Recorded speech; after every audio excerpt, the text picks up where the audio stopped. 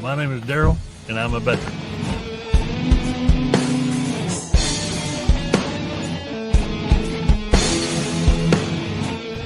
Hey, I'm Travis. I'm an Air Force veteran.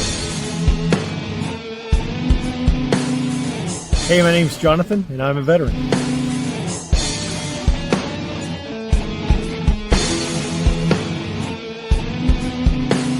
Hi, my name's Ashley, and I'm a veteran.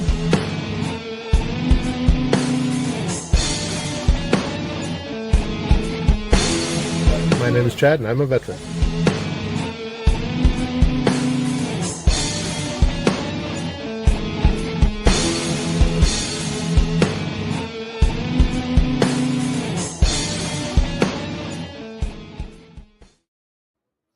Well, good evening, everybody, and happy Sunday. My name is Carol Lee, and I'm the host of Conversations with a Vet. I want to thank everybody for showing up tonight, and we will get to my very gracious guest waiting in the wings here momentarily.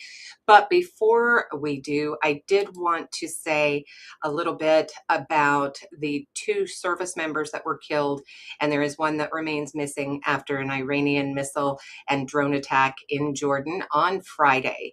And they were evacuated to Jordan, but there were 4 service members that were also medically evacuated to Jordan hospitals, but have been discharged, so thank goodness. And unfortunately, we don't know the names of those who were killed. However, please keep them and their families in your thoughts. On another note, we have a brand new book that has come to us, and he is going to be one of my upcoming guests as well. The book is called Unshaken Resolve, and that is by Michael Alexander Payne. Super excited to have him come on the show.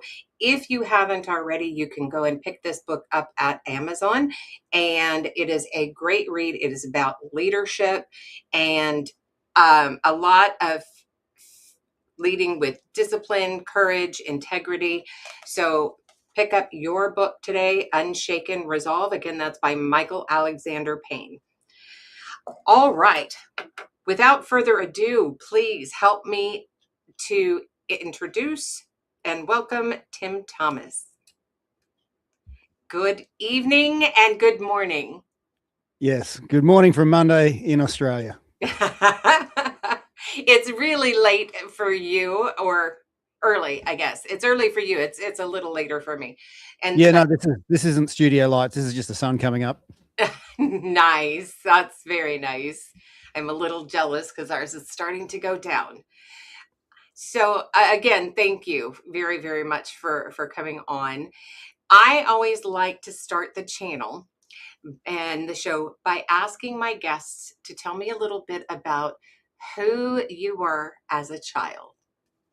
As a child, I had ADHD and dyslexia, but in the 70s, the technical term for that was the stupid kid that couldn't sit still.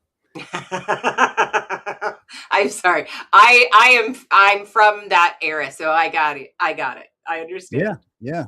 And they could belt you back then too. Mm-hmm. You know, so And was school something that you enjoyed or not at all? well, I just had this acceptance of, well, you have to do it. Everyone's doing it. You have to do it. I never questioned it, but I'm like, well, they keep on telling me I'm stupid. So if I can't figure all this stuff out, I may as well have as much fun as possible. So that's what I did. I was very disruptive in class and couldn't sit still. And as much as I was having fun, I did notice that when you tell a kid that he's stupid enough, he starts believing it. So it wasn't until I was in my sort of late teens and I'm doing these IQ tests and I'm doing pretty good, right? In fact, in some areas, I was in the top percentile. Wow. And then it's just this thought went through my head, you know, Tim, maybe you're not as stupid as everyone tells you. And then I just sort of went from there. I started sort of expanding on my own boundaries, not the boundaries other people had sort of impressed upon me when I was young. Which makes sense. And were you in any sports as you got older? Oh, sport was the only thing that made sense to me. So, moving my physical body became very natural to me. I was sort of in the sort of top tier of track and field. We played Australian rules football, which is physical like your American football, but we don't wear padding. And okay. yeah, so boxing was also another thing that was, made a lot of sense to me. And to be honest, I noticed early that when I moved my body, it's like somehow I became smarter, and I felt better about myself. So it just became this thing that I naturally gravitated to. And what was it that made you decide that you wanted to join the military, or being in Australia, is that something that you're required to do? Well, I initially tried to join when I was 19, but the recruiting process was so disorganized. I'm like, if this is what it's like trying to get in, what's it going to be like on the inside? So it wasn't until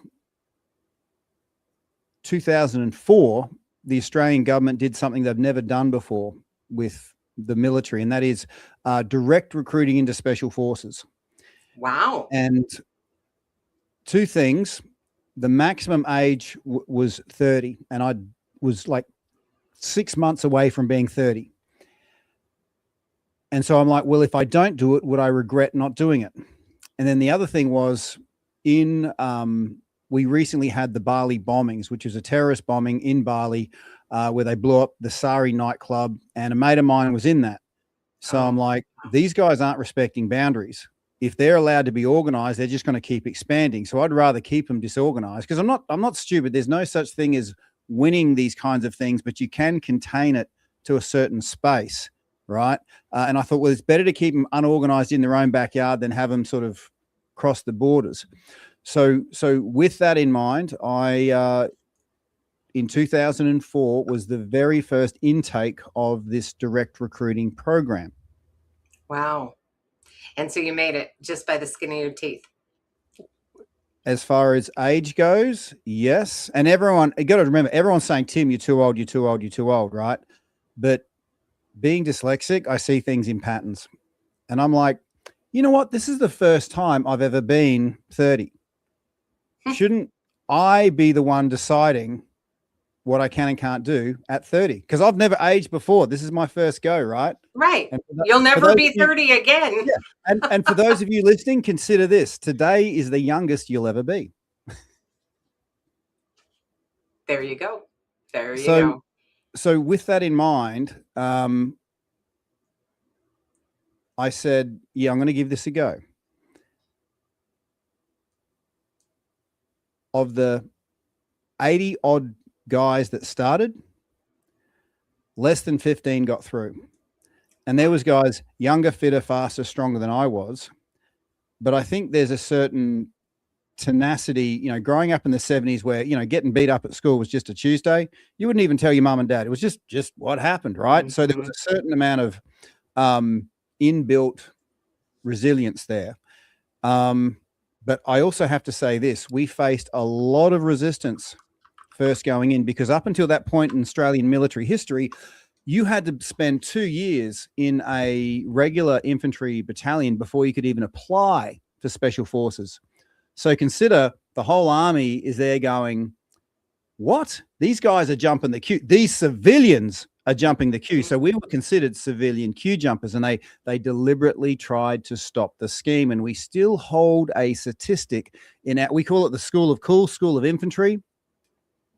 Our platoon holds a record.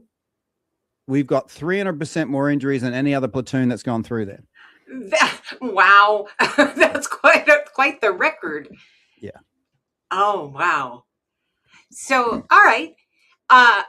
Tell me about how it started, as far as did they call it boot camp? They called it boot camp? Well, boot camp is a familiar term. It's, basic training. Mm-hmm. It was around 8 weeks. where you learn how to march, you learn how to stand in line, you learn how to make your bed exactly how it's supposed to be, you learn how to keep the routine, and they're basically, if you go in there fit, you lose fitness, because all they're doing is screening for injuries. They're trying to find out if you've got any preventable injuries. That's what was my impression of the first, the boot camp experience. And obviously, if you can handle being yelled at. And then you do your basic infantry training. But then if you're doing this special forces selection, you do what's called your advanced infantry training. Mm-hmm. And if you get through that, then you can do special forces selection. So I know, the SEAL team has Hell Week, in Australia, we have a Hell Month. Wow. And quantity has a certain quality all of its own. And as any veteran knows, it's not just the work you're doing on base. It's having to organize your freaking life and all your admin outside of that, having a car that works, having the bills paid. Yeah. And it's quite the balancing discipline, having all that happening at once. And I will say this, in the first week of boot camp, Carol Lee, I got a letter when they were sending letters saying, hey, honey, my then wife said, hey, I'm pregnant. And I did the math and I'm like, she's going to give birth on my selection. And I'm doing all this incredibly challenging ass-kicking training with this in the back of my mind. And I just thought, just keep moving forward. And then pre-selection, when she was due in 2 weeks and we're about to start this month-long process, they said to me, Tim, this is Special Forces selection. You can either do selection or you can see your child being born. You can't do both. And I don't think I've ever worked so hard to get to a point in my life. And previous to the military, I was a professional fighter in the early days of mixed martial arts. But back then it was no rules fighting. It was semi-legal in Australia, sort of in these biker bars, and you could smoke in the pubs back then. So I wasn't unused to physical discipline or work, but this was a unique kind of ass kicking that only the military can give you. And there I was with this decision of, do I see my child born or do I, do selection? And my head was about to melt, but then I'm like, I can't see this from my own perspective. If I was looking at this from my child's point of view, and I didn't know if it was going to be a girl or a boy, if I was looking at this from my child's point of view, what would that kid want? Would it want me there at its birth, or would it need a dad with a job? Yeah, those are valid points. And so I'm like, as much as all my training in, martial arts was hard work, full-time work,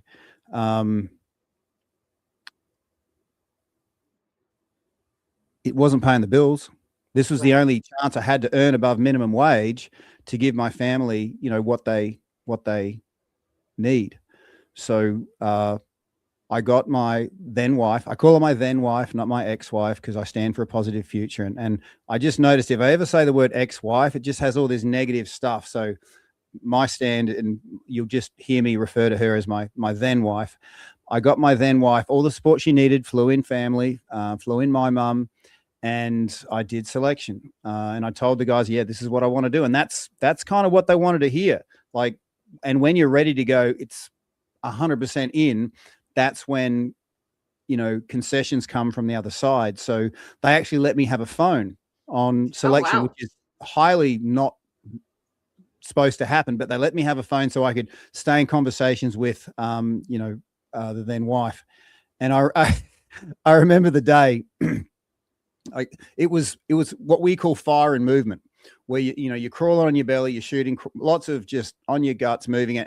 And that where they were crawling us through, there were these cactuses, and these cactuses had these inch-long spikes that would go through your boot. So at the end of every, fire and movement drill, we'd have to take our bayonets and pluck out these cactuses. And you had to be really careful because they were sometimes they were really stuck in you. And if you flicked it out, it would often flick out and hit someone else. Right. So it was a hell of a day. Right. And then I get this message saying the water's broken. It's all happening. And I just looked up at this tree. And I'm like, I'm going to regret this day the rest of my life.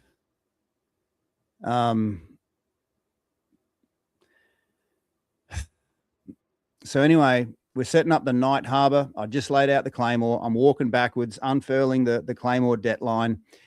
And then out of nowhere, this officer turns up. And he knew that I made a point of introducing my pregnant then wife to this officer. And he turns up out of nowhere and goes, "Oh, hey, Tim, how's it going?" I'm like, "Yeah, no worries, sir." And he goes, "How's Shannon going?" And I said, "Oh, it's all happening. I got the message, the water's broke." And then he said, "You want to go see her?" And that's when I positioned my left foot in front of my right, and I've got my right hand fisted and behind me. And I'm lining up this guy's chin because this is what they do in selection. They'll say, "You want a drink of water?" And they'll tip it out in front of you. All we got to do is carry all these logs to that truck, and then the truck drives off. So I'm like, you know what? Fuck this. I'm going to prison tonight if this guy's fucking with me on this point. And so I'm just ready to knock him out, right? And he sort of sensed it. And he stepped back. He says, no, Tim, I'm serious. Do you want to go see the birth? And I'm like, okay, this guy's genuine. So I said, yeah. And the good thing about the army is if an officer gets on the phone and starts swearing, things happen really quickly. So a truck came and grabbed all my bombs and bullets. A truck came and grabbed me. Fortunately, we're only about a 2-hour drive from the hospital. And, I've been in the field for weeks. My cams are just stinking. I've still got camouflage paint on my face, and I'm running through the hospital to get to the ward. And I sort of burst into the reception area of the maternity ward, and everyone sort of steps back and they just point, "She's that way." Oh, goodness. So did you make it in time? Oh, yes, I made it in time. My son was born, and it was, I don't cry very much, but I cried then. And, it was like all the pain I was physically feeling turned into joy. Oh my gosh, the joy. And hearing that first baby cry, oh, stop it, right?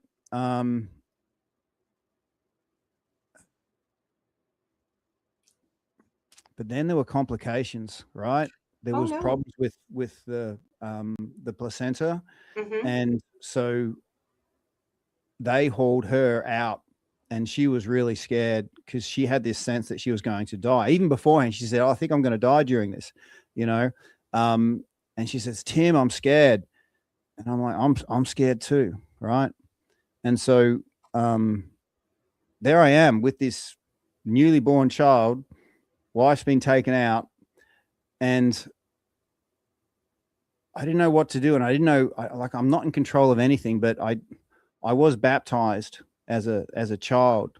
And I thought, well, the only thing I'm in control of right now is this kid. And I had a bottle of water, and I performed what was called an emergency baptism, where if the circumstance dictates, you can do an emergency baptism. So that's what I did on this newborn child. And then I managed to see my then wife taken into surgery, and I go up to the doctor and say, take good care of her. And I'm waiting by this door, and my boy was born at about 10 p.m. and I'm waiting by this door. It's 4 a.m. and I'm stressed, but then I see the doctor walking out in, civilian clothing and his bag to go home. I'm like, hey, because, dumb old Tim, they go into surgery one way, but they don't come out the same door. I just thought they'd come out the same door. Right. Well, we don't know any better, right? Okay. and so I'm like, I run up to the doctor and I'm like, what's going on? She said, no, everything's fine. Everything's fine. I managed to see, that she was fine. The bub was fine. And then I am straight out into the field. And we start what's called demarcation, which is 3 days, 3 nights, no sleep, no food, and carrying lots of heavy stuff. But you know what? Even though I got sick because my body was, kind of cooked, I did that with a smile on my face because I'm like, this is just physical pain. I've heard the cry of my firstborn. I am good. Yeah. Yeah. That's a sweet story. That is, yeah. And then we look back as parents, right? And we're just in awe of all of it. So things to just cherish. So you make it through. Now there was a question that when you go through advanced training and then you go through special infantry training afterward, was that correct? So advanced infantry training, and if you get through that, then you can apply for the Special Forces selection. Okay. And there's a bunch of tests you've got to pass before you get in, and then you get in to the selection, which is the 28 days. Yeah. Okay. All right. Now you make it through. Yes. And was it like, what was the graduation like? Well, after demarcation, where you've just had your ass hanging out for 3 days and 3 nights, they give you this big barbecue that you can Feed barely, you. well, you can bet it was good not to be carrying heavy shit, but you couldn't eat much of it because your stomach had sort of shrunk. You'd want to eat, and you had this plate full of food, but you just couldn't, right? Yep. But it's funny you should ask about graduation. See, so I might have understated it, Carolee, when I said they were resistant to this scheme called the direct recruiting into special forces. Putting it in soldiers' term, they fucking hated us. They did not want this to work. So when we got our berets, when we finally got our berets, when the 15 odd guys that actually got through got their berets, getting your Sherwood beret is no small thing, right? But our ceremony was right. Okay, you guys have done your selection, you've done your insertion course, because to get beret qualified, you need one insertion course, which is Air, Land, Sea. It goes, righto, throw your lids on, your berets on, and now go scrub out the shitters. So that was our graduation ceremony. Yeah. Wow. So Wow, that was their hazing. Yeah, but the thing was, you don't value something until you see the value in it, right? And so when Afghanistan kicked off 2005 and we went over there and we could do everything that all those other jokers could do, then they're like, oh, actually, this direct recruiting scheme is a really good idea. And they're still sort of running it to this day. So, yeah, that Afghanistan was a turning point for people that were in the direct recruiting sort of uptake into the yeah. Nice. All right. So you've gone through all your training, and then what happens at that point for you after you finish your special infantry training and that's all done and you graduate? What happens after for you? Well, then you go into what's called your Rio cycle. So in the commandos, where you've got different companies, like 4 different companies, Alpha, Bravo, Charlie, Delta, and everyone rotates through different roles. So you'll have one company on active deployment, one company training the people coming through, one company doing specialized, anti-terrorism stuff, and everything sort of rotates. So we just went through that cycle. Probably no different to any other, infantry platoon. Super busy, always chasing your ass, always having to have your phone on you. And obviously things would kick off, like East Timor kicked off, as that's sort of in our backyard. And so that was just like, okay, who's standing around base? Get them, getting on a plane and going. That was literally it. So yeah, basically, once you're in, your feet don't hit the ground. And I'm sure that's no different to anyone else. Um, my like in my specialty was amphibious operations, and a lot of blokes, because once you get your beret, you need one insertion course to be once you've done your special forces selection to be beret qualified, you need one insertion course, and usually they run the amphib course, which is just another form of selection on the water. And the ocean can kick your ass in such a deeper way than anything on land. And a lot of guys, they're like never doing that again. But I really like the water. I grew up in the water. I'm a spear fisherman of 30 plus years. So I liked it, and that was my specialty. And so I didn't get as many trips over to Afghanistan with that skill set. I had my time in Afghanistan 2009. Yeah. Okay. And then I got out in 2010. So let's talk a little bit about your amphibious training. Tell me a little bit about what that was like. Sure. Obviously, you talked about how you enjoyed it, etc., and that became your little niche. But what was it like? What kind of things did they, train you on? Obviously, the equipment for one, but do you recall any funny stories during these trainings? Oh, looking back, it's all hilarious. Like locking arms and finning in the middle of the ocean with a glow stick on you.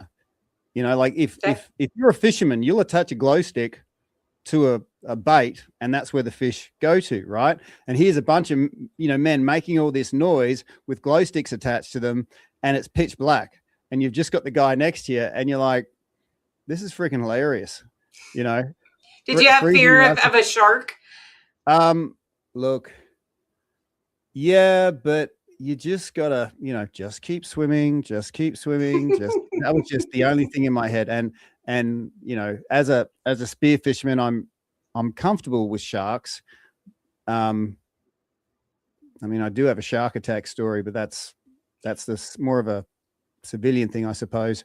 But and I'm sure this will resonate with a lot of veterans.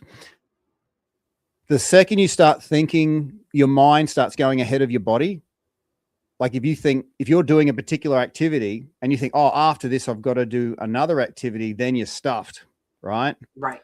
So what I noticed, Carolee, is the only time I was experiencing the negative range of emotions was when my mind left my body and started thinking about stuff that hadn't happened yet. All right. And then I so this is actually turned into one of my keynote speeches. I talk about how our bodies contain mass. In Australia, I'm 87 kilos. In your language, I'd be about 190 pounds, right? That's a measurement of mass, a measurement of mass. And right now it's stuck at, my time, 9:28 in the morning. Okay. Because mass is in this moment, but we all own minds, right? They don't contain any mass. Obvious, but it needs to be said because our minds, my mind could go into the future and it could go into the past. And the second it started doing that, it started dividing itself up and I became weaker in the moment. And I sort of explain it where, think of your mind, it's powerful, but there's a certain processing power it has. And so let's allocate 100% of your processing power to your mind. If I start thinking about sharks and I'm kicking in the water, that's putting 40% of my processing power over there. So I'm down to 60%. If I'm worried about something in the, that happened yesterday, then that's taken away potentially another 40%. So I'm down to 20%. And life is really hard when I'm at 20% in this moment because life is hard, right? Correct. So I just noticed there's a certain discipline in staying in that moment because when you're 100% in this moment, there's not a goddamn thing you can't handle. And usually when you're at 100%, you start becoming more aware of what's around you and becoming caring and generous for people next to you. So I couldn't control the sharks, but I could control my mind. And I noticed that when I'm strong, I'm making sure the people left and right of me are strong. And then that made me stronger. You know what I mean? Yeah, just like absolutely. If just like, there's people in the water and they're freaking out and fucking sharks, that's freaking out people either side of them. So, I'm so grateful for those experiences to actually understand that sort of that deep wiring that we all have. And it's hard to articulate unless you're actually in that physical moment. And this is where I think a lot of veterans get stuck. They experience this deep wiring that doesn't, I think it existed before we were speaking or even thinking. And then to have that experience with brothers and sisters left and right of you, there's a certain connection that you have that is unspoken. And you can't explain it to others because it's an experience. And civilians struggle to sort of understand this unspoken space that you can only go to if you're in those, ass kicking experiences. I hope I explained that without tangenting too much, Carolee. No, I got it. That made sense to me. And I also feel like in another way of putting it is while you're there in your linked arms and you're helping because the ones on either side of you, because you're in your right, solid, full mind, and you're helping them to become in touch with their full mind. It's strengthening a chain, if you will, right? The links in a chain. And where, you end up with some that become a little bit frail if you're not careful. And when that chain breaks, the strength dissipates. So I understand. Yeah, and people might find it a little abrasive in military units where you're tested so hard. And the reason why you're tested so hard and the guys will test you is because people don't understand that you need to be tested before you get on board, because once you're on board, you're willing to die for the person next to you. That's how much skin is in the game. And if someone senses that you're not 100% in, then, right. The trust isn't there. Yeah. They're not going to rely on you as much to help them if it came down to it. And I might say this as well. A lot of veterans struggle in the transition period. I know I did, where trust was like our superpower. We could do incredible things because we trusted the person next to us. And I believe as humans, our peace, power, confidence is relative to how connected we feel, right? Mm-hmm. And often, and I'm just going to say this, because when we get out of the, our defense force career, then what was the last time I felt power and strength and connection? Well, I showed trust and loyalty. And so a lot of these veterans show loyalty, so trust to people that don't deserve it. And then they get betrayed. And that is such a fracture to the foundation of who they are and what they are. This is where cranky veterans are born, because they've shown loyalty, they've shown trust, it's been betrayed, and there's a saying, there's a special level of hell for betrayers, right? But I just want to speak to that now, because that's where I got stuck there for a period of time. I saw a lot of other veterans stuck in that same space, upholding what they believe is the absolute right thing to do and the thing that worked for them, and then having it not work the way it's worked every time in the past. Right. You end up going to Afghanistan. Are you still with me? Oh, okay. You were very still. I thought maybe you froze up. Yeah, it's every now and then us men do this strange thing called listening, Carolee. Wow. You might not have experienced it before. All right. He's frozen. There's something wrong. I was frozen. Like, there's definitely something wrong here. That's hilarious, Tim. That is hilarious. All right. So you find yourself being deployed to Afghanistan. What's going through your mind when you learn you're headed there? Great. Look, if there was a war on in my lifetime, I wanted to be a part of it. And at the same time, I had this sense I was going to die. It was really weird. Like, I'm going to go over there and I'm going to die because I don't know, man. Like, I think it could be those people that are born in that sort of warrior class. They're not meant to live long lives. They're just like, Right. well, I'm not, this is what I'm here to do, and it's kind of comforting to think I'm just on a short timeline. So let's just make the most of it. So, I was used to that, but I'm like, I do have a wife and 2 kids at home. So, in Australia, we have something called body bits insurance. You can insure different body bits, right? And you can imagine all the guys joking about the stuff they want to insure the most, Oh, that's hilarious. And so, before I left, I got really good body bits insurance. I made my, last, will and testament to the people that I cared about. And it was interesting, actually. Some guys had never actually faced their mortality before. So to actually write letters like you're dead, they were like, fuck that, no way. It was just a bit of a bridge too far. And it was really hard leaving the airport. And my boy was 2009. He was about 5, right? So just a toddler. And he was so upset that daddy was leaving. And I had to sort of pry him off of me, put my backpack on my shoulders, walk away. And his last words were, "Daddy, don't go." Oh no. Fucking hell, man. That had to be so tough. Oh, it is tough when you've got to go, and then there's nothing you can do. And I can only empathize with how you had been feeling at that moment. Yeah, it was a tough army day, that one. Yeah. So, were you prepared for the scenery and geography of Afghanistan? Yeah, this is what no one tells you. Afghanistan's really beautiful. Depending upon where in I mean, Afghanistan.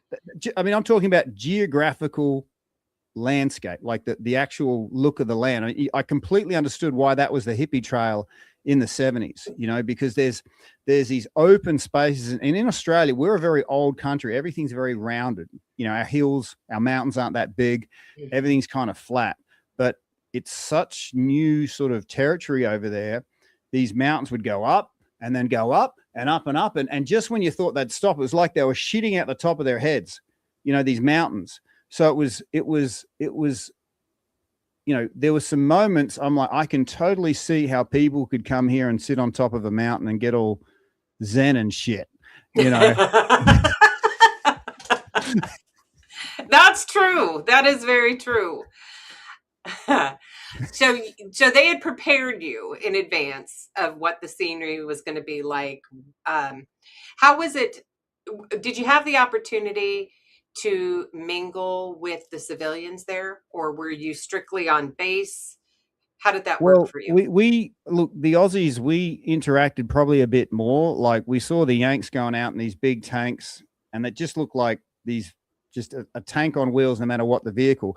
Our vehicles were, we did have like Bushmasters, which were these, the heavily armored vehicles, but most of the vehicles in our convoy were these open top vehicles. So think of a 4-wheel drive with the roof cut off and machine guns in place. So when we'd go into a local area, people would approach us because they could see a human there on their level, because we're pretty low to the ground. And we would, it was interesting. We would, say a few words back and forth, throw them a few lollies. And we had our, the local Afghan forces that we worked with. I wouldn't really rate them as soldiers, though.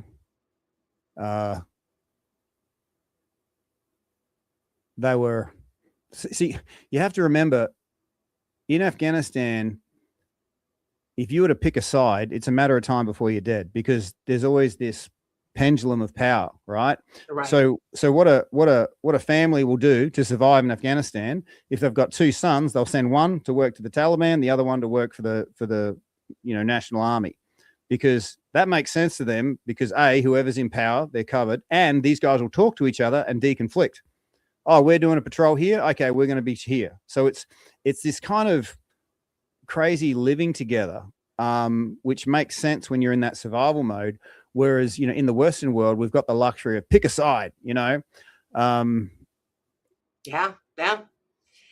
And so you got to speak with them, talk to them. And was there ever a time where you were nervous about being with those civilians, those same civilians that you had conversed with, etc.? Yeah, we had a few green on blues, not in my unit, but those guys were always at a bit of an arm's distance from me personally. I mean, there was plenty of times I was shitting myself in Afghanistan, but it wasn't around the Afghan guys on our side of things. Okay. I mean, there's some funny stories, you can tell about the stuff they did in the field, but yeah, I never felt nervous around them. Not my experience of it, no. What was it like? I'm going to assume you had a chow hall. Chapel? Yeah. Chow hall. Oh, you mean a mess? Okay. Yes, a mess. I thought you said chapel. I'm like, yeah, we had a chapel. We had a padre. Yes, a chow hall being, I guess, the American term. Yeah, I understand what you're saying, but yeah, we don't call it that. Yeah, cantina. No, that's Mexican. So, what was it like for the food that you had there versus back on base or in Australia? Okay, so this was the good thing about being in. I mean, I was aware that being in Special Forces, you had certain privileges, and I didn't take it for granted. But our food, we were always allowed double rations, and there was always a big budget for food. So our mess hall was amazing, to the point where I really felt I didn't deserve to be called, a veteran, where I'm in this mess hall, chow hall, and there's this fridge completely filled with every ice cream you could get from, your local deli at home, your local shop. And I'm like, I do not feel like I can compare myself to those veterans of World War II and World War I, because this luxury seems so out of place. And it was just that polar opposite, where, there was that kid in me that went, wow, you've got all these ice creams. But then I'm like, I'm in this fucking war zone. Right. It was just a moment. And if someone was looking at me, they'd be like, why is that guy staring at that freezer for the last 5 minutes, just staring into space? I was just lost in this moment with all these freaking ice creams. Yeah. Wow. Did you ever get to eat with any of the Afghan people? Yeah, no, they did a pretty mean goat stew, I think. I think my love of goat came from them. Yeah. Interesting. Goat is not something I care to eat. Not to say I haven't had, I have goat's milk even, and goat cheese. Not for me. Oh, yeah. It does need to be cooked right. I'll say that much. Yeah. Yeah. 100%. So you finished, how long was that deployment while you were there? About 5 months. Yeah. 5 months. And from there, where did you go? So this really started my exit from the military. So prior to my Afghan deployment, could be my ADHD, could be my dyslexia, but I struggled with soldiering on base, right? I was always the one that probably didn't have his shit in one sock. And so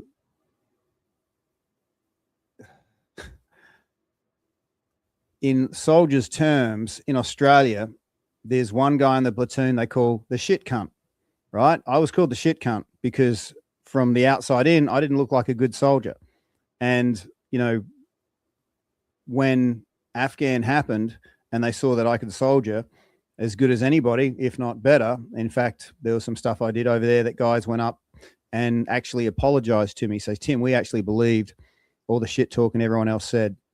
And so I'm like, yeah, this is a job for life for me. I finally got a bunch of brothers around me that see me as I am, got my back. Okay, I'm in for life. But then fate maybe gets in the way. So at the end of this successful deployment, we plan this end of deployment piss up, which is just like a get together with booze. And we were going to hire a boat and go on Sydney Harbour and just have our own time drinking. I wasn't organizing it, but I paid my money to get on there. And then the guys organizing it said, oh, let's have strippers on there too. Right. Now, the promise I made to my then wife, and she always knew this, is I'd never do anything away from her that I wouldn't do with her right next to me. So I strippers aren't my thing, but I'm a big boy. If they're at one end of the boat, I'm just going to be down the other end of the boat, whatever. I wasn't that attached to it, right? But here's the thing. Some of the wives heard about this, and then they complained to the CO, the big dude on base. And that then rolled downhill to this particular major. And they said, and he was told, you can't have strippers on the boat. And this made him beyond furious. I'm not sure if it was the fact that he couldn't have strippers or he felt that his authority was undermined, right? But he brought out the whole company, all of us, right? And you don't have to give Special Forces soldiers orders. All you have to do is the commander has to show their intent, and we fill out on the intention. How we do it's up to us. We know how to do it. You just tell us your intent and we'll fulfill on that, right? Right. And it was pretty clear this guy's intention was he was so pissed off that he couldn't have strippers and his authority was undermined. And then right at the end of this big tirade, he said, right, does anyone here have a problem with strippers? And then there was this existential moment. It was literally another form of Tim putting his hand on my shoulder. And it's funny because he was laughing. The guy with his hand on my shoulder was laughing. He says, hey, Tim, there is never a convenient time to speak your truth, to be yourself. And you got 3 seconds to speak your truth. Right? Oh, no. And I'm like, shit. And I stick my hand up. And it was like Moses through the Red Sea. Everyone's heads just turned in. And this major took a step back and went, what you do? And I could see that major actually respected me for that. And afterwards, but that didn't stop him transferring my ass 2 weeks later. Right? Okay. Yeah, I could see that. And I had a bunch of guys come up to me afterwards saying, oh, good on you, Tomo. I wanted to put my hand up too. And I'm like, yeah, well, you fucking didn't. Exactly. And I saw something very clearly that day, that these men had all the courage in the world to go into the breach. Mm-hmm. They've got courage to do that. But then do you have the courage to actually let your true self out?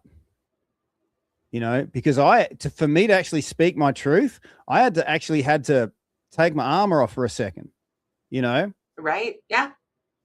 and I go to this the new company. I went from Bravo to Delta, I believe. And I was happy. I'm not. I said, you know what? Fuck it. I'm not unhappy with that because Delta was about to go on deployment again. I'm like, that's cool.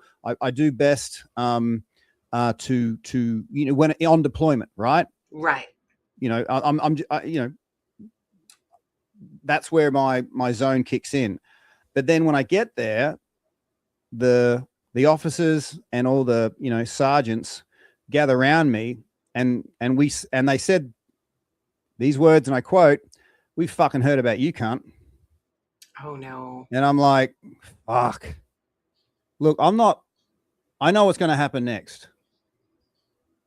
I'm not scared of dying, but I'm going to be the guy that's put through the door first every fucking time, and when I get shot to shit, they're going to write me a really good note saying, yeah, Private Thomas was an awesome soldier. We all loved him. Fuck, you did. So I'm not going to die for a bunch of pricks that don't care about me. And so I was stuck, Carol Lee. I had a job that I thought I had for life. I wanted to have for life. And yet if I was to stay there, it would mean that I would agree with their sense of my self-worth. That's a fair thing. Yeah. And literally that night, and I told my then wife, I said, look, that's it. I don't know what we're going to do next, but, we can't stay. And to her credit, she was completely supportive. She could see that, her husband was just in that space, right? Little did I know. And this is what people don't tell you. Everyone's saying, speak your truth and all that sort of shit. But there's a price to that. There is absolutely is. Yes. I lost the job that I thought I wanted for the rest of my life. Okay. I lost the, connections I had with all these brothers. And I'm just going to sort of fast forward a little bit just to sort of, I'm not going to tie a pretty bow on this, but there was something I wasn't seeing. So when I got out and I went through this loop, alcohol, pills, I started working in the veteran recovery space. And I had no training, but I had a goal. And my goal was to save 40 veteran lives from suicide. Because I chose that number because that's how many us in Australia had lost to bombs and bullets in Afghanistan. But we've lost 30 to 40 times that amount to suicide. And it's not really a common statistic. So I thought, you know what? I'm going to die happy if I achieve that. But with the lessons that I'd learned, that goal was achieved within 12 months. Wow. That's incredible. And so, looking back on that moment, yes, speaking my truth cost me the job that I wanted for life and cost me a bunch of connections. But I never would have gone into that space. I never would have had that surprising outcome had I not spoken my truth back in 2009. It's that old adage of when one door closes, another door opens.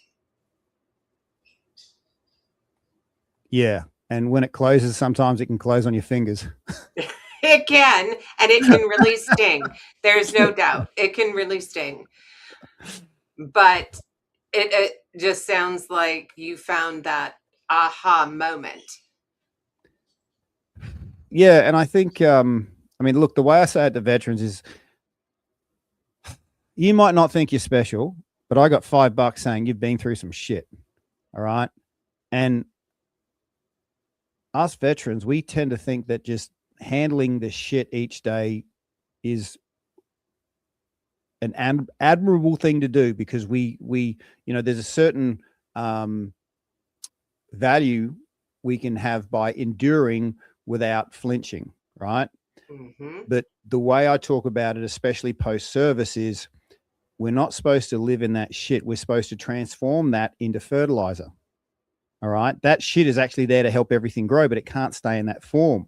It's actually got to be turned into fertilizer. And it might take you, a week, a month, a decade to turn that shit into fertilizer. But guess what? That's the amount of time you're going to save other people. So the question I always ask everybody, and this isn't just a veteran-centric question, this is everybody, right? Think about what you're up against. Everyone's up against something. Not just veterans. It could be cancer. It could be a relationship. It could be a work thing. Like, think about what you're really genuinely up against.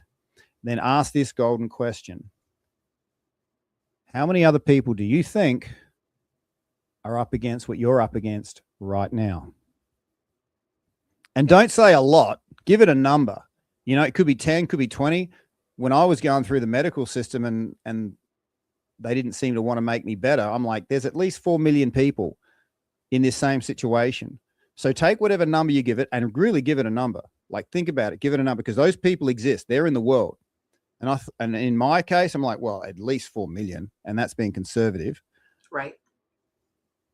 And when you give it a number, I invite you to put half of that number on your right and half of that number on your left. And they're all looking in and they're willing you on. They're feeling your pain. And they're saying, if you can find a way forward for you, you can find a way forward for us. And breaking your isolation is probably the most powerful thing you can do as a first step in your recovery. Yes. Too many times people go, oh, I've got to do this to recover. No, first thing, we've got to break our isolation. We've got to go, fuck, I'm not the only one. And conversely, there's a lot of power in naming the number of how many other people are going through it, because making progress in the first stages of getting healing, it's really difficult. To make an inch of progress, it might take you 6 months, right? But consider, if there's, the way I thought about it, if there's 4 million other people up against what I'm up against, if I can make an inch, that's not just 1 inch, that's 4 million inches. Right. And you've opened that door that much for all of them. Yeah. And I figured those 4 million people, a lot of them I haven't met yet, but they're going to be saying, you know what, Tim, we're so glad that when you're up against it, you chose to move forward, because that inch that took you 10 years to make, you've helped us do it in far less time. And you really, once you see those people and you feel their willing intention, it's a very natural thing to want to find a way forward. You don't have to know how, you just have to know that if you can do it for you, you can do it for all those others. Right. And only, I'm going to say this now, only you are qualified to break their isolation. So like I said, if someone's going through cancer, they're qualified to break the isolation of other people going through cancer. I can't. I haven't experienced cancer, right? In my work as a veteran, I was able to break the isolation of other veterans. And I'll give you the reason why I could be so effective, the reason why I could have those 40 veteran lives saved within 12 months is because I saw something no one else saw. And that was the way pain actually works. And it doesn't matter if the pain's emotional or physical, Carolee, it'll get to a certain duration or intensity where it transforms, not just to regular physical pain, but into loneliness, isolation. I'm the only one going through this. Yes. Okay. Because that's the point where your intelligence gets tourniqueted off and you get into this fight or flight mode. Because if I'm the only one that's got my back, I can't drop my guard for a second. Because if I do, something bad's going to happen. It's going to be my fault. Yeah. And so guess what? You're not sleeping as well. So I saw two things. A, breaking the isolation that the pain causes, because that's the most damaging thing of the pain. And then two, restoring people out of a state of fatigue. Because if you can't drop your guard, you're not sleeping. And sleep is an act of dropping your guard. and people, once they had their isolation broken, once they had their sleep restored, it's like this golden compass turned on inside of them, and they knew exactly where to go. It's like the rest of their brain came online. Right. It was a reset. Yeah. Technically, if I could really be neurologically precise here, when you're in your fight or flight, you're in a part of your brain called your amygdala. Mm-hmm. Okay. And it's basically got control of your body before your thoughts do. So you can, and it's there to react quick. So your body reacts without even, thinking. But then, and the other part of your brain, your executive function, is your prefrontal cortex. And compared to your amygdala is one exhausted person just trying to get through the day. Your prefrontal cortex, your executive function, is like a team of 100, completely united, knowing exactly what to do next. And they have each other's back. And the blocks, as I saw, between amygdala, prefrontal cortex, fight or flight to executive function, was loneliness and fatigue. Right. And once you just saw that as the main thing, then people recovered in such a rapid period of time with far less resources. Because if you do not see that, if you do not address the isolation, if you do not address the fatigue, there's all these downstream problems, and you can get years lost to trying to fix all these downstream problems from loneliness and fatigue. So with no training, with just, dyslexia, seeing things in patterns, and with having a, what I saw as a dishonorable discharge, that was there to give me skin in the game, because when someone's nervous system is cooked, they don't need more words. They need to sense, and they will sense from your nervous system that you'd been there before. In that unspoken place, you can break their isolation. You can turn on their inner compass, just turns back on. And this is where, I got 6 pages of weapons I'm qualified in, right? But the most powerful thing I have isn't a weapon. It's a conversation, an authentic conversation. With a capital A, really speaking your truth, because I've just seen it time and time again. Authentic words have an ability to reach the unseen parts of a person. And the picture I have in my head is when people are hurting, when they're all alone, there's words they want to say, they can't say it, and they become like rocks around their heart. Right. And the world we live in is really good at giving you short-term fixes. They'll, for years I poured alcohol and pills over those rocks, right? But if you can be that one that articulates what it's like to be in that situation and speak the words that other people want to say in that genuine, authentic way, those rocks dissolve, and it's a whole other level of connection once we actually, tap into that space. Right. Right. And that makes perfect sense to me. So when you were getting out, you said dishonorable? Well, I called it dishonorable. It was just a regular discharge, but the way I classed it was I left defeated, because I'm like, I want this job, but I can't fight the whole army. If these guys are, committed to putting me through the door first, I just can't agree with that. Yeah. So it felt dishonorable, considering I wanted to serve my whole life in that particular role. Yeah. Yeah. But on paper, it was. Oh no, on paper it was just a discharge. Yeah, just me putting my discharge in. Yeah. And when that occurred, did the military, Australian military, did they provide any resources for re-entry into civilian life? There's a cut and paste transition seminar that they do, but it was like, okay, I'm sure it's improved, right? I'm sure it's improved. I'm hoping it's improved, but it was like all these great organizations there to help veterans. It's like they sent their youngest freaking intern up to give the presentation, you know? So there's this freaking 18-year-old talking about how to live in the real world. And we're like, fuck that.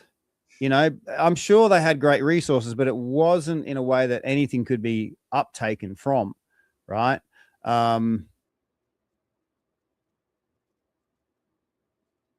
I think for my injuries, they allowed maybe $6 a fortnight so I could buy pain relief.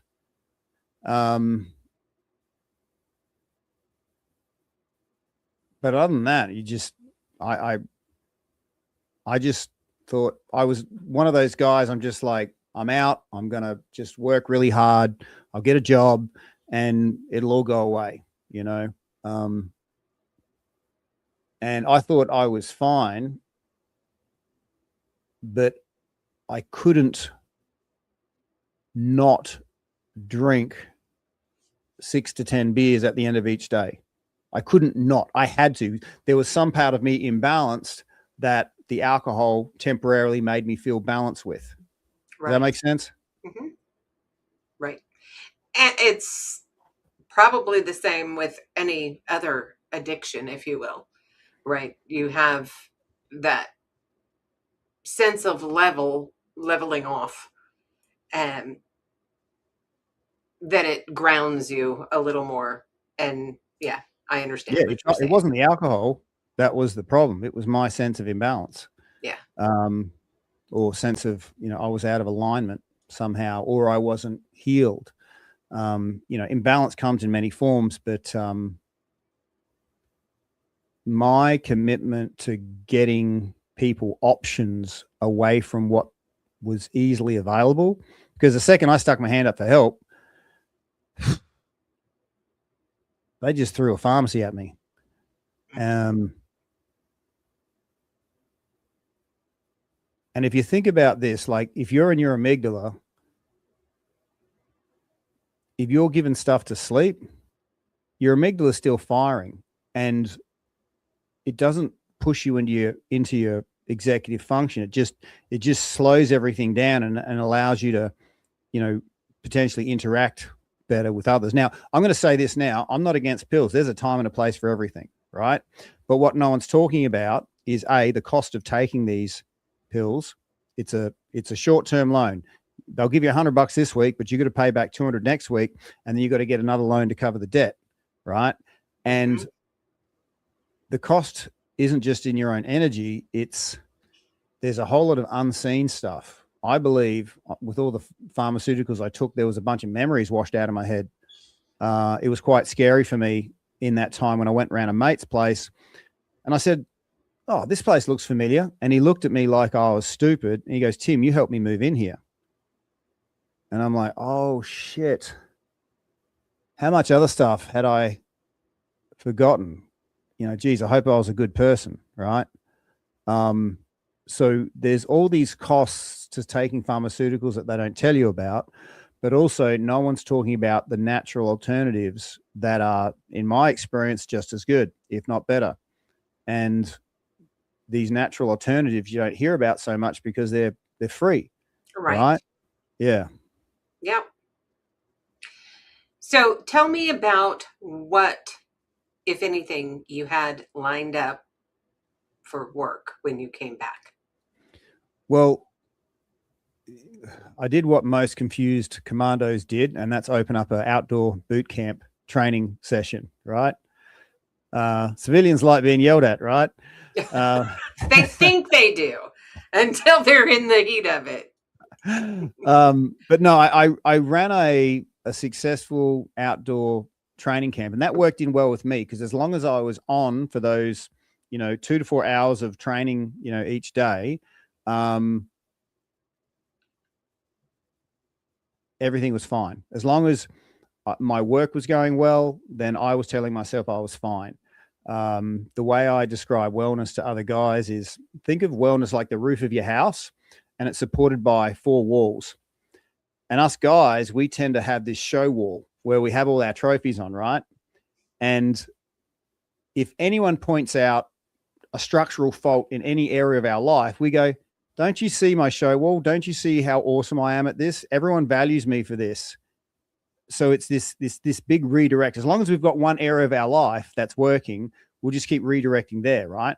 Yep. Anyway, I couldn't ignore the fact that my family life was breaking down, because I thought I'll get a job, I'll try and be successful, I'll be right. No, I wasn't. So, and I discovered then that not all healers, and when I say healers, I'm talking, doctors, psychologists, psychiatrists, counselors, men's groups, they're not all born equal. They're kind of like coffee shops. They're everywhere, but it's really hard to find a good one. And it probably took me 6 years to find a psychologist that actually could do for me in far less time what everyone else couldn't do in a lifetime. So they are out there. And look, I'll just flag this little pattern that I've found to be universal with veterans. There's good news and bad news when it comes to healing. The good news is when you find the right healer, holy shit, healing takes far less time than you think. The bad news is finding the right healer is probably going to be your full-time job. So your job isn't actually to get healing. Your job is to search for a good healer. That's the hardest part. The hardest part is the search part. No one told me that. So I'm like nearly going to jail when I've told this psychologist everything that I didn't want to talk about. And then he kind of sniffs and goes, "Oh, you think it was a problem with your mum and dad?" Like, so a lot of veterans say, "Look, I tried to get help. The help didn't help. In fact, it made it worse." And I've really got a heart for those guys. But what you need to understand is the good healers are out there, and you usually get them from a referred network of people you trust. So don't go flicking through the, Google. Go into your network and say, "Look, who do you guys recommend? What's worked?" Because in Australia we have what's called the digger net, right? Australian soldiers are often referred to as diggers, and the digger net is quicker than the internet. And I would encourage anybody who's thinking, "Oh, maybe I should," talk to a mate, and if he doesn't know, he'll have a mate that knows. And through that, you'll have a higher likelihood, not 100% guaranteed, but a higher likelihood of getting a healer that will be able to do for you in far less time what any other so-called healer could do. Yeah. Right. Wow. Yeah. So tell me about after you have gone through the process of healing, what happens next in your life?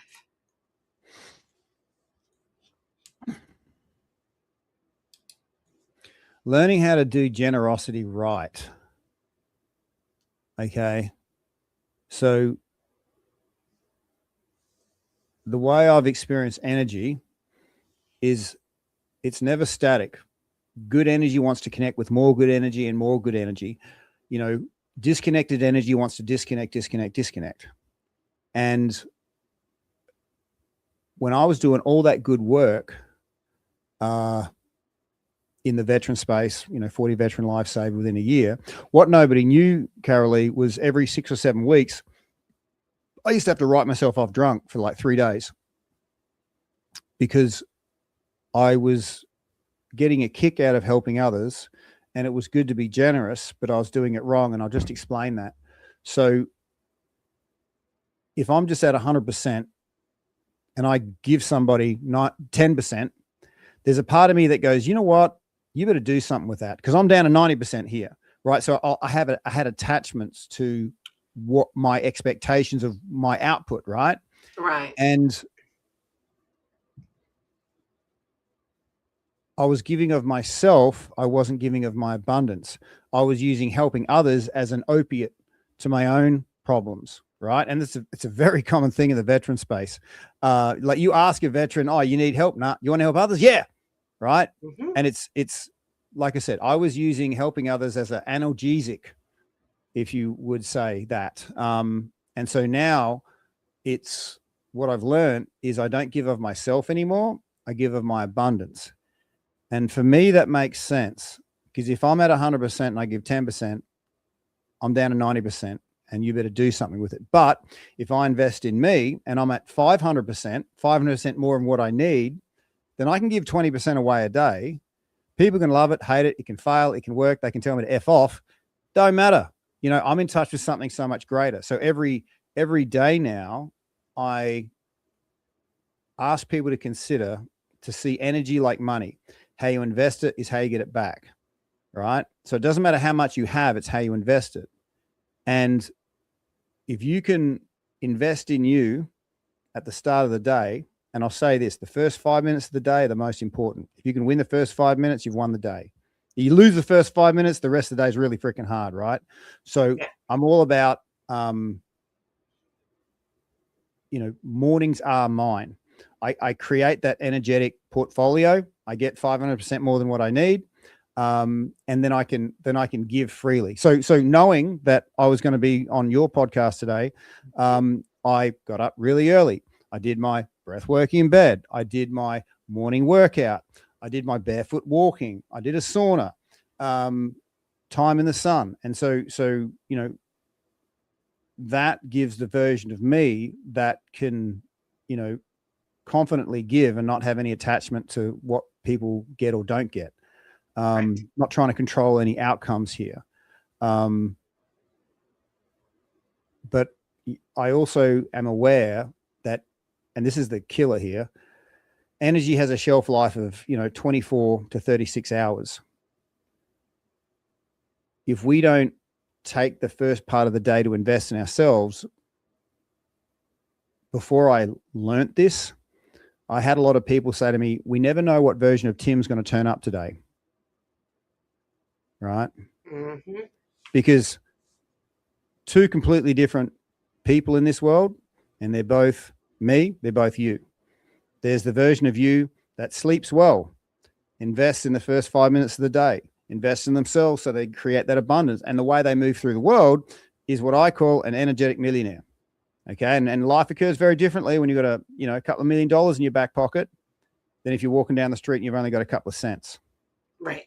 Right. And yeah, so that sort of catchy term, energetic millionaire, is what I try and help people to become. But also I know that I can't really have that reach the depths it's supposed to reach inside others if I'm not embodying that very deep part of me. Right. So let's talk a little bit. You briefly broached the subject of breath work in bed, and you have your banner there behind you. Tell me about that, and what was it that caused you to create this? Okay, so I didn't know what breath work was, but I remember being beyond fatigued in the dirt of Afghanistan. And, we train for fatigue. We know what pain is, right? But outside the wire, there's a whole other level of fatigue. You've lost mates, you've had bits blown off others. And I'm like, what's the fucking point? I'm going to die in this shithole. It's like you've only got 2 cents worth of energy. And then it was like, well, Tim, if you've only got 2 cents worth of energy, you better invest that wisely, right?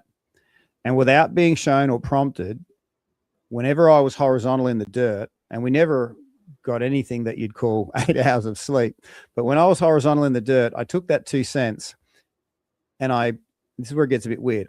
I felt led to picture a pinhole in the tip of my thumb, and I sucked air through it, like through my nose. Okay. And I'm like, that's feeling really good. And eventually my thumb turned into white light in my mind's eye. Right. Right. And I'm like, that feels really good. And I breathe through the tip of my thumb down my thumb, and then I breathe through my finger. And then I went to sleep, and that 2 cents turned into $2. Now I didn't know what it was, but I saw that there was a return. And then the next time I was horizontal, I invested $2, across all my fingers, down my hand, up my arm. Went to sleep, woke up with $20. And as I was massaging this investment, I noticed my awareness opened up and I become aware of others around me. Whereas before, when I only had 2 cents, fuck everybody, I'm going to die. It's all about me. Boo hoo. Okay. And that's real though. And that's a nervous system protecting itself. I'm not making that wrong. Because it's a natural perspective. When you're really low, you can't see too much, but when you're higher up, you can see more. So when I started to see more, I started seeing that, hey, the team I'm in, if they're having a bad, it doesn't matter if I'm having a good day, if they're having a bad day, I'm having a bad day. Right. So then I said, well, I need to invest in me so I can invest in them. Right. And I started doing that. And it got me through Afghanistan. I didn't know what breathwork was. But then when I was going through my divorce during COVID, and this was sort of story as old as time, lost house, home, everything. I just had a car and a dog, lost regular access to kids, sleeping on the couch in my parents' place. And you can bet at 2 a.m., I ain't sleeping. Right. And the irony was I knew about breathwork. I knew that if I did breathwork, it would give me the peace I was wanting. But in that moment, I needed it the most when my head was getting, attacked. It's like I couldn't. It's like I physically couldn't. And I realized that, your brain's a bit like a garden. Whatever you water grows. Right. And I was watering the weeds of stress, and they'd taken over the garden. And these frickers, they become sentient. Eyeballs pop out of these weeds, and they know the things that you do that feed them. And they're hyper aware of the things that you do that starve them, right? And they knew that if I breathed, they'd get kicked out. So they're like, fuck that. And 2 a.m., I get out of bed. I'm about to do drugs, alcohol, self-harm, maybe all three. And I look at my left thumb again. And I say, Tim, you can take one breath. Take one fucking breath. And I drove it into my chest and went, this is working. This is working. Take two. And I drove a second finger in with a second breath. Okay, get to 5. Finger after finger, breath after breath. And then somewhere between breath 15 and breath 25, those stress weeds got kicked out. The rest of my brain came online, said, Tim, this is working. Don't stop. Okay. And I realized there the power of breath work, but also the power of the things that stop us using our breath, using those things. And so I started creating these stupid ass recordings of my own voice going, hey, Tim, breathe in, breathe out. And if it's stupid at work, it's not stupid, I guess. Exactly. So I just noticed that as much as we can all breathe, it does need a form of prompting, especially when we really, really need it, right? Correct. And so I started these tapes and they were working, and then I shared them with my friends and they worked for them. And I'm like, well, I can't do what other people do, but if I was to look at the best thing I could do for someone else, that would have to be to improve their sleep. Because in war, if you want to destroy somebody, you destroy their sleep. Like a lot of our operations in Afghanistan was to attack the enemy's sleep. We didn't know about the science of it, but we knew if we could take it out for 3 nights, it would mess them up better than a bullet. So, if you can consider, if you really want to fuck someone up, you fuck with their sleep. If you want to build someone up, well, let's build up their sleep, Right. And so that's where I'm like, okay, I see this stuff work. It actually works. I started doing, workshops on army bases, and it was working. I got this email from a Louis Colonel saying, hey, Tim, after your workshop, we had guys coming up saying that was the first good night's sleep they had in 3 years, 4 years, 5 years. Wow. And I'm like, well, that was easy. Why didn't you get me out 5 years ago? But what he said next made me withdraw from public life for 2 years.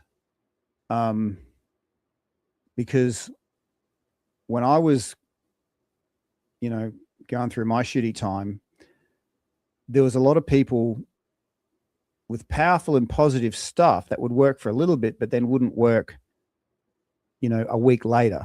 Right. Right. And so the promise I made to myself is I called it an acronym, 3 Ps. I call it my P test. And so the 3 Ps I promised I would fulfill on is everything I do has to be powerful. It has to be positive. But the 3rd P is most important. It's got to be permanent. If we say we care about people, we've got to care about them tomorrow, next week, next year. And so what this Louis Colonel pointed out was I wasn't permanent, because he said, it's good when you're there, but what have you got when you're not there? Okay. Wow. A challenge, actually. Yeah. And I'm like, I am not permanent. So I dropped out of public life.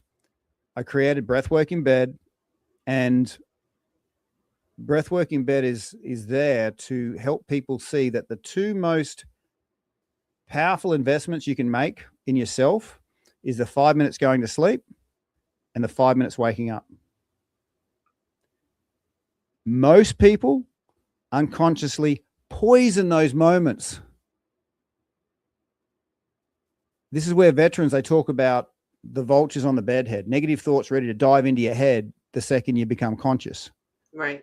So I'm like, if we can just have an easy breathwork prompt at the exact moment that it's supposed to be, then that's going to make all the difference, right? Because I see so many people just trying to wring the freaking life out of the daytime hours, right? Do more, right? First thing I say is don't do anything more, okay? Let's do the things that are aligned with you. Mm-hmm. And it's hard to figure out what's aligned for you when the quality of your sleep is low, when your nervous system's cooked, when you can't drop your guard.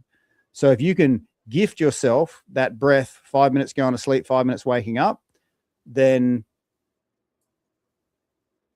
as much as it's not spectacular and it's not seen by anybody, it shows up in everything you do. Right. Yeah. With all of this, throughout this conversation, and I'm based off of the conversation that we had and you speaking of your son, and I don't know if he has or has not joined the military, but if somebody came to you and said, I'm looking to join the military, what would be your words of wisdom for them?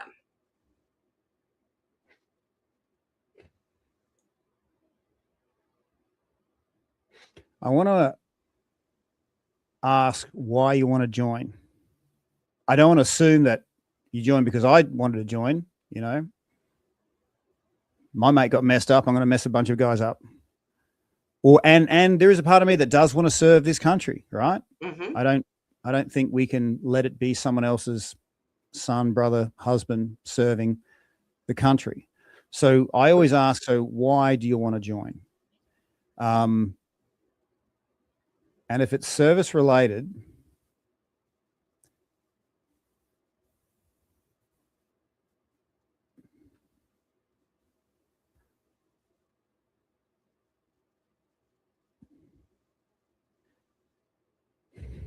if they want to serve, I would just say move forward with your eyes open and go towards the people that agree with that, not the guys that take advantage of it. Right. Because in any human heavy workspace, there is imperfections. Like everyone knows that humans aren't perfect, right? But what they haven't quite put together, Carolee, is you get enough humans together, those imperfections get to critical mass. And inside a human heavy resource like, you know, the army, there's a lot of imperfections reaching critical mass. So I would advise the person, you know, to go in there, you know, if you're going to go in 100%, but be discerning. Because a lot of people talk a big game and then they don't have the integrity to back it up. And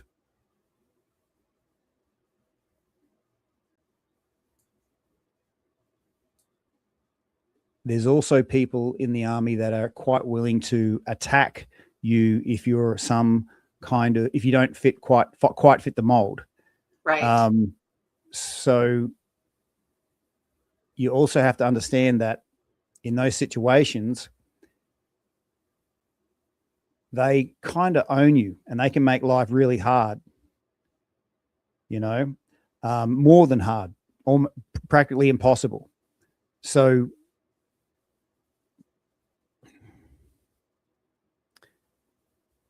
I feel pulled between my sense of duty, my sense of serving for this country, but also I'm not stupid. I'm fully aware that there's people wanting to take advantage of those good intentions. And there's people in the system that are fucking vampires. They're pieces of shit with rank that know how to fuck others over. They don't have anything to contribute. They're just really good at taking, So the life lessons I learned from those people that just knew how to take was so powerful. And I'm of the opinion now that, just because something bad happened doesn't mean that good things can't come from it. Okay. So if good can come from bad, was that bad thing actually bad? Right. That's a fair question. So that sort of reduced my desire for like outright revenge on some of these vampirous rank types, and it's helped me understand it took the veil off my eyes that, if I do the right thing with the right intentions, the right thing's going to happen. Right. There's okay. Here's the advice I would give somebody. Consider the army ages you in dog years. Every 1 year in is like 7 years out. Okay. And your uptake of wisdom, you have to match that with that accelerated exposure. If that makes sense, Yes. Yeah. What doesn't kill you makes you stronger. Give me a thumbs up if you agree with the service ages you in dog years. Yeah, that makes a lot of sense to me. And I want to say thank you very, very much for taking the time to come out. And while we have a moment, I'm going to go ahead and share your website for those interested to take a look. And let's see, make sure we all can see that. There we go. Okay, so, and then if they want to know more, now granted, the best way probably to get a hold of you is going to be by email, yes? Well, look, LinkedIn, email. Okay. But look, in the promise I made to myself about permanency, like we've had a really good conversation right now, and I feel confident that the most powerful thing authentic conversation you can do is break isolation, where people go, oh, now I see clearly with this, right? That permanency for me would actually be giving people a breathwork technique that they could have potentially for the rest of their life. Do we, I'm going to maybe push my luck here, but can we have 5 minutes so I can show people a little something that they could use? Absolutely. Let's move that. Okay. All right. So what I'm going to show you right now is how to completely relax your body in less than 3 breaths. All right. Okay. And to do this, everything's an invitation. Nothing's forced. This is just an offering. So I always ask Carol Lee for permission to let the breath do what it's supposed to do. So for everyone listening and yourself, Carol Lee, do you give permission for your own breath to make every single part of your body feel really, really good? Yes. Awesome. And if you're listening in the comments, just put in a yes. I'd love to see that. And the second one, just as easy. Carol Lee, do you give permission to your very own breath to make every part of your conscious thinking mind feel really, really good? Yes. Awesome. Last one's just as easy. Do you give permission to your very own breath to make your unconscious mind feel really, really good? Yes. Yes. Takes a little bit more thought, that one, but I know. I had to unconscious. We got to let it in. We got to let it in. Okay. All right. So this is really easy. All I'm going to get you to do is breathe in, but then breathe in more. Just do that. Breathe in more. Now hold it and just wriggle your shoulders, wriggle your arms, wriggle your spine, wriggle, wriggle, wriggle, wriggle, wriggle. Feel it opening up, feel it opening up. And if you're brave, let out a really big sigh. Out, out, out, out, out, out, out. And just let that go through your system. That's your energy. I didn't do anything for you. This is you doing this for you. And you're going to be able to access this whenever, right? Mm-hmm. Now, what I'm going to show you next is when you breathe in more, did you notice that your top third kind of filled up a bit more? Yes. Right. So I'm going to show you how to boost that top third rather in a surprising way. Hold up 2 fingers like that. Okay, now put out your thumb and I want you to pinch down as hard as you can on that thumb. That's it. All right. So this thing here, this motion, this is a turbo boost for your top third. So what we're going to do is blow it out, and halfway through our inhale, we're going to hit those power buttons and just notice the effect it has on our top third. All right. Okay. So exhale with me, blow it out. Out, out, out, out, out. Start breathing in and then hit those power buttons and then hold and wriggle, wriggle, wriggle, wriggle. Let it open up, shake out the day. And then again, let out a nice loud sigh.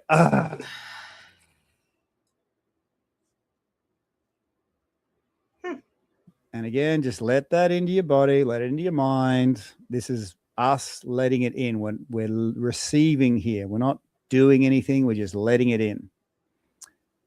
Now, did you notice when you hit those buttons that you could boost that top third a little bit? I think I felt a little more increase, but it was not anything that I guess it would be the subconscious thinking. Didn't jump out at you? Yeah.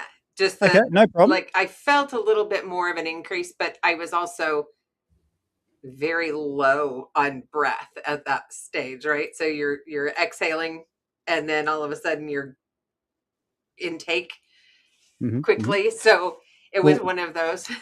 It is a funny thing. Breath work isn't hard, but it's our oldest habit.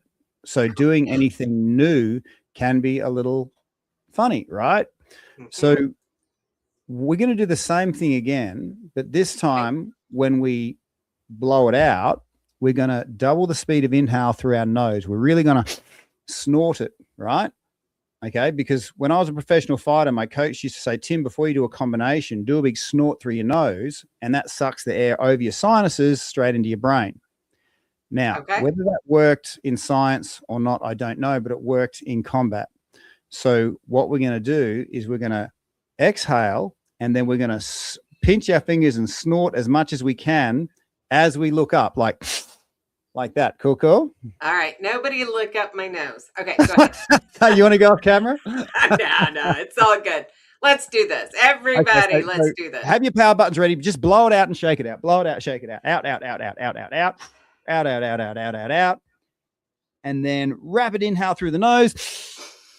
Look up, look up, look up, look up. Now, again, hold it and just wriggle and stretch. Wriggle and stretch. Wriggle and stretch. Relax everything and wriggle. And when you're ready, let out a really big sigh. Out, out, out, out, out, out, out, out, out, out. Interesting. Just checking in, Carol Lee. How's your body feeling? It actually feels pretty good. And okay, funny thing, I have sinuses. I mean, I live in the nursery capital of the world, is where I live. And so my allergies get really bad, especially when it rains. And with that, I think there might be something with that where it does go up over, and because I was able to breathe a little better when you're like opening that up, consciously opening. Do you want to take that to the next level? I don't know. I'm sure. Okay. So there's a gas that our nose produces and our mouth does not produce. is called nitric oxide. It helps with physical performance, with physical recovery, boosts your immune system, heart health, mood, brain function. If we went to the chemist and said, give me something that gives me all those benefits, you wouldn't get any change out of $500. But this nitric oxide is produced when we breathe through our nose. And the uptake of that is increased by 200% if we hum. Right? Interesting. Okay. Interesting. Well, humming is a sound, a frequency, a vibration.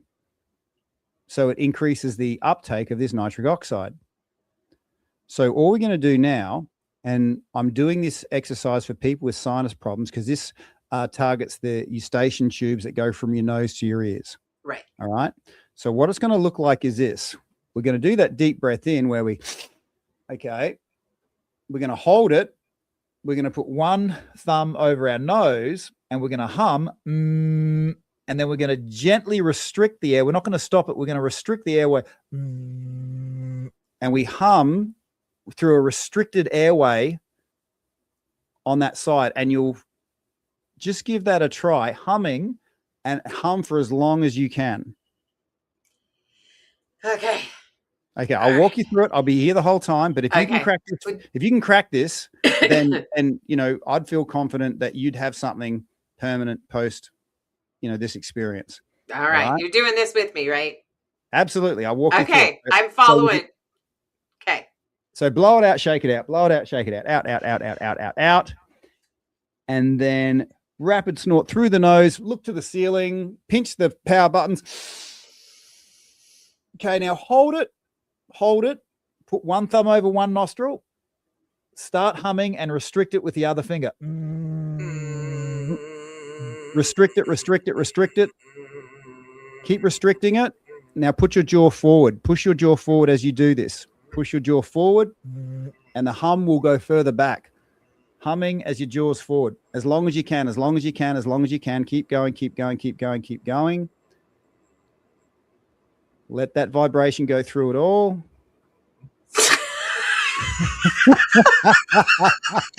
Did you stop it?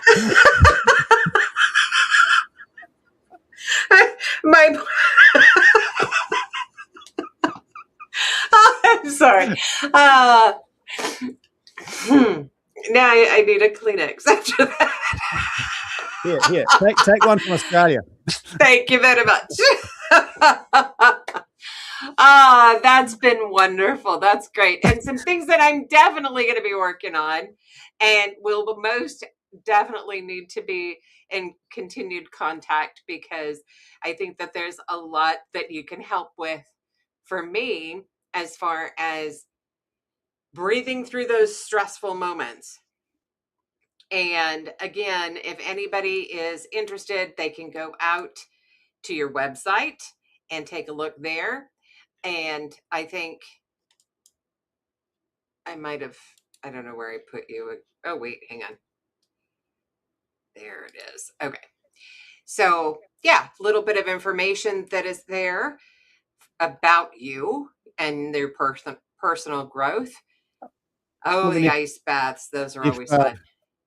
And look, if people just going to go, you know what, I just want a good night's sleep tonight, take your phone out and just look up the Breathwork in Bed app. That will guide you to sleep. That will. I made the app to target people's golden windows, the 5 minutes going to sleep, 5 minutes waking up. And it's just basically just once you tell it when you want to sleep, when you want to wake up, you just tap the button when it falls out. Yeah. Yeah. And you still have a 28-day free trial to that app? Yep. There you go. All righty. Well, again, I want to say a very huge thank you. It has been an honor and a privilege to have you on the channel. And I hope that we will be seeing each other again here and being in contact before too long. So again, thank you. And thank you to everyone who's come out today and joined us. And for those of you who will be listening on the pre-record. So Tim, if you want to hold tight for me, I am going to go ahead and wrap this up.